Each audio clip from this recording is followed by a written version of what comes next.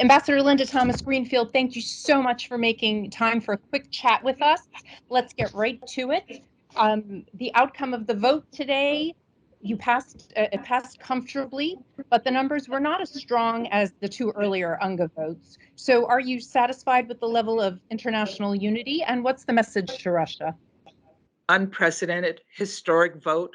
We suspended a permanent member of the Security Council off of the UN Human Rights Council. We sent a strong message of support to the Ukrainians. We sent a strong message about human rights.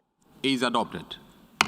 Ambassador, how do you answer the criticism that the move to suspend Russia was premature from the Human Rights Council, and that you should have waited for the results of the Commission of Inquiry on Ukraine? If it were premature, we wouldn't have won.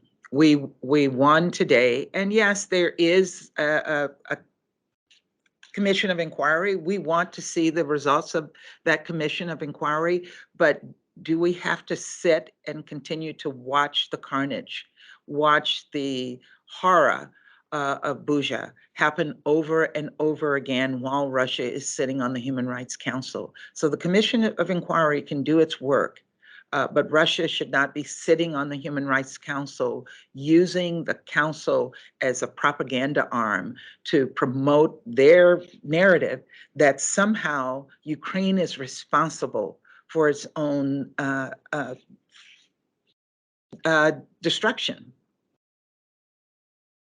And just a technical point, is this suspension effective immediately? It's effective immediately. And it suspends Russia from the remainder of its 3-year election to the Human Rights Council. Again, I think it sends an extraordinarily strong statement.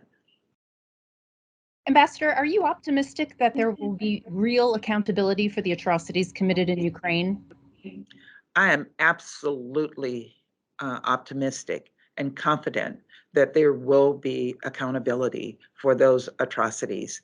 We're working with the Ukrainian prosecutor's office and others to collect the evidence. We see the evidence in the images every single day. This is being done right in front of our eyes. So the evidence is there. And I do think that we will hold those responsible accountable. So what are the next steps here at the UN to keep the pressure and the isolation on Russia? You know, we will continue to address issues related to Ukraine in the council. As you know, the U.S. will be president of the council starting on May 1st. We're going to be looking at the issues of food security and how that has impacted the world. So this is not just about the impact in Ukraine. It does have global impact, and we want to start addressing some of the issues that other countries are facing as well. So that will be on our agenda in May, but we will continue to watch the situation as it evolves in Ukraine, and we will keep a drumbeat of focus on Ukraine in the Security Council. Ambassador, you said the abstentions from China in the two previous General Assembly votes were pretty much a success given their closeness to Moscow. Today, they voted against suspending Russia. Are you concerned that China is shifting closer to Moscow? It's clear that China is shifting closer to Moscow, so I was not surprised by their no vote.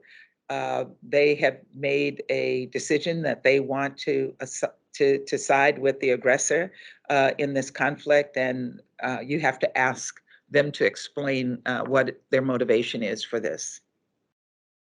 So you just came back from a quick trip to Moldova and Romania where you met with refugees from Ukraine. Could you just share with us a few of your impressions from your trip? You know, it was extraordinarily emotional because we were talking to families, all women and children and elderly who had left their lives behind. And one of the things I came away from with all of this is that we see the images of the blown up and destroyed buildings, but what I saw in Moldova and Romania were destroyed lives. broken lives and broken homes. So that was extraordinarily emotional for me. I talked to women who were there with their children. One woman was there with her 8-year-old, and she wanted to find work, but she couldn't because she was there alone with her child, and she didn't know how she was going to work and not have childcare. I talked to another woman with her 15-year-old son, and he was looking forward to going back to school.